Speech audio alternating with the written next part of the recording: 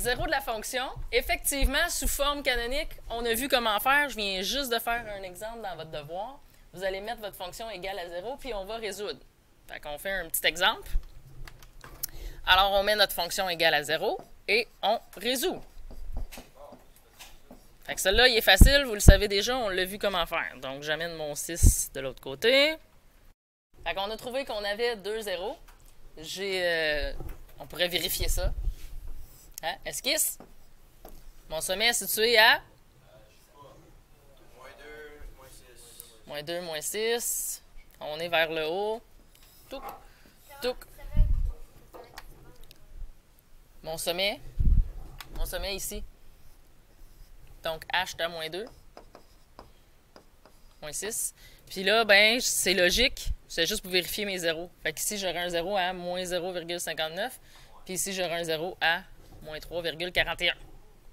Bon, fait que là, quand j'arrive avec la forme générale, ici, qu'est-ce que je fais pour trouver les zéros de la fonction? Tu factorises avec le produit. Ouais. Fait que là, vous avez plein... Ben, sa réponse est excellente. Oui. Qu'est-ce qu'on fait quand il y a deux, genre, x est égal à moins 7 et x est égal à En train de chercher des zéros de la fonction. OK? Fait que là, quand vous êtes sous forme générale, vous ne savez pas trop votre graphique est où, votre HK. Ça vous dit tout, pas grand-chose dans votre tête. La seule chose que je sais, c'est que mon A est positif, donc ma courbe serait vers le haut. Puis le C, on se rappelle, qu'est-ce qu'il voulait dire? les zéros de la fonction. Ton point initial. C'est le point initial. Ça veut dire qu'ici, là, ça passerait à 2. Puis là, mon A est positif. Puis là, ben, ça serait probablement quelque chose comme ça, mais ça pourrait aussi être quelque chose comme ça. OK? Mais ça reste embêtant parce que peut-être plus comme ça. Bref, on ne sait pas trop parce qu'on n'a pas de HK. C'est plus difficile d'être précis. Fait qu'il faudrait faire quoi pour faire une esquisse qui a du bon sens? Oui, le H puis le K. Trouver le H puis le K. Mais là, vous n'êtes pas obligé de le faire. Sous la forme générale, vous pouvez faire plusieurs choses pour trouver les zéros. Vous pourriez faire ce que vous connaissez déjà, c'est-à-dire prendre la forme générale, la transformer en canonique avec de la complétion, puis après ça, faire tout ce qu'on vient de faire, cette démarche-là. Ça fonctionnerait. OK? Ça, c'est la première chose que vous pouvez faire. Deuxième chose, c'est faire de la factorisation. N'importe quelle factorisation. Complétion, M et N, n'importe quoi. Avec la loi du produit non nul, ça va fonctionner, c'est ce qu'on va faire. Et l'autre façon, ça va être ici, avec la formule quadratique. Okay? Fait que dans le fond, vous avez comme 3 façons de résoudre une fonction pour être capable de la trouver quand c'est sous forme générale, pour être capable de trouver vos zéros de la fonction. Bon, fait qu'admettons qu'on commence par factorisation. Et là, je vais factoriser par M et N. En même temps, ça vous permet de revoir ce que c'est M et N. Fait qu'ici, comment on factorise ça par M et N? Il faut que M fois N me donne, 4 fois 2, 8. Puis il faut que M plus N me donne le chiffre du milieu, 9. Donc, quels sont les deux nombres? Bon, ça a été vite. 8 et 1. Donc, 8 fois 1, ça me donne 8. 8 plus 1, ça me donne 9. Alors, et là, ça, c'est égal à 0. N'oubliez pas, parce qu'il y en a là, qui oublient que c'est égal à 0, ou ils oublient pourquoi j'ai une égalité. Pourquoi c'est égal à 0? Parce que c'est une équation. Une équation. Mais pourquoi je l'ai mis égal à 0? Parce qu'on cherche les zéros. Parce qu'on cherche les zéros. Exactement. C'est pour ça que je l'ai mis égal à 0. C'est parce que je suis en train de chercher des zéros. Si je n'étais pas en train de chercher des zéros, j'aurais pas mis ça égal à 0. Bon, et là, je remplace mes deux termes du milieu.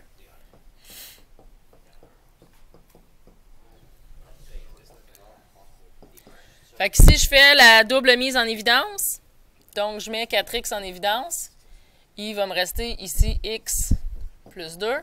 Et là, je vais mettre juste 1 en évidence, il va me rester x plus 2.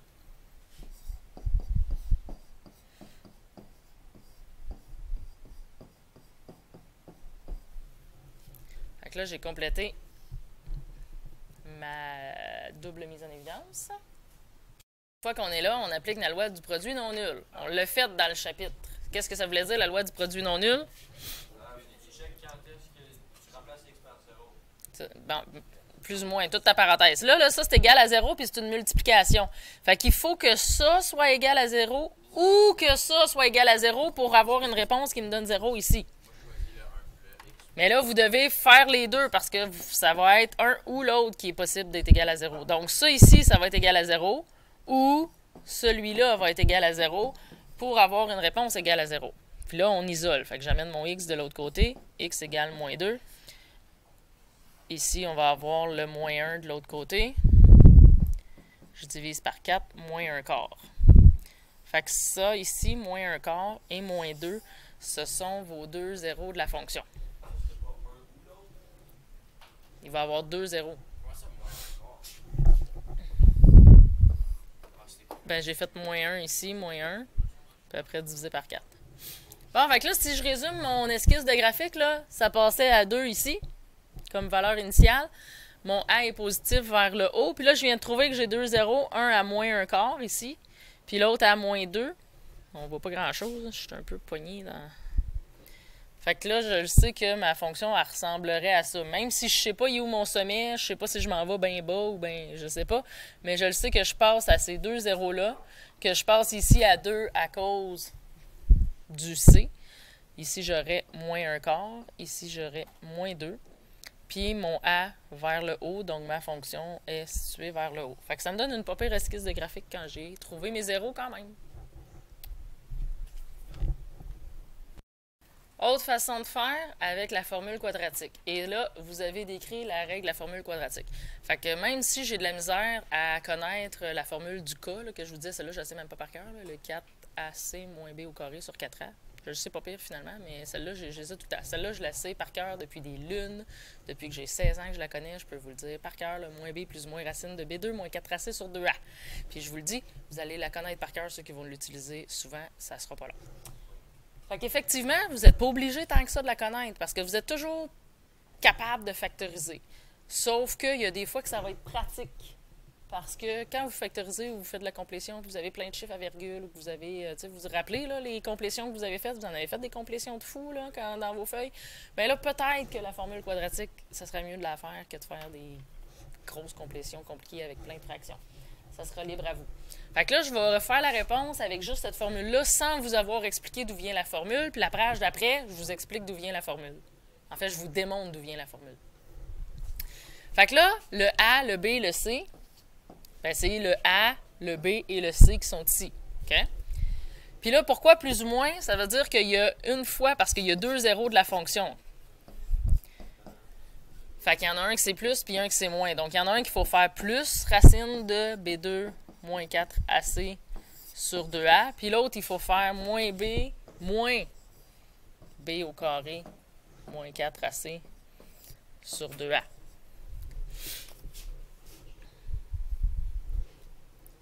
Fait qu'ici, le B, c'est quel chiffre? Là-dedans, là. A, B, C. 9. Donc là, c'est moins B, donc je dois écrire moins 9. Moins la racine de B au carré. Ouais, ça va être 81, donc c'est 9 au carré. Moins 4 fois le A, c'est quoi? 4. Le C, 2. Divisé par 2 fois A.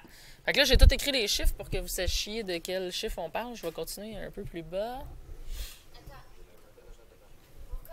Puis là, l'histoire, c'est de calculer tout ça, sans faire d'erreur. Si vous rentrez tout ça dans la calculatrice, là, vous allez vous tromper.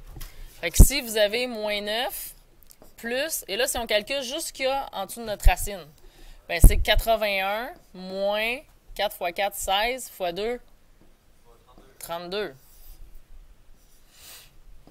Là, j'écris bien en détail, là. Je sais que quand vous allez pitonner, c'est pas ça que vous allez faire. Mais je sais aussi que vous allez faire bien des erreurs. 81 moins 32. Puis racine de 49.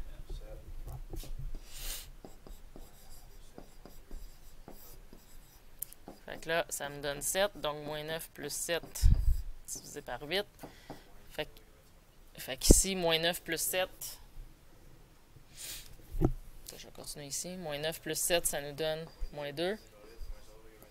Donc, moins 0,25. Donc,